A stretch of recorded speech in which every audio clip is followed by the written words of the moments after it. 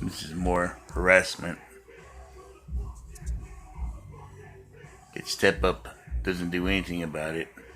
It's just let it continue. This is the neighbor. This shouldn't have anybody here. These are homeless people, and they just drive up in here and make all kinds of noise.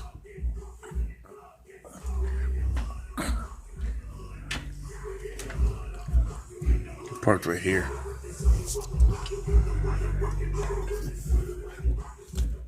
See him right here. Yep.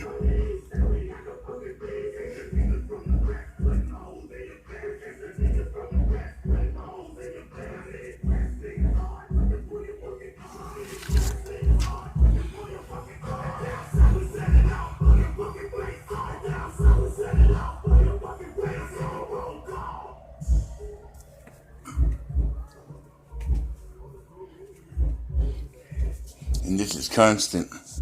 All the time. All the time. Step Up keeps letting these people in here.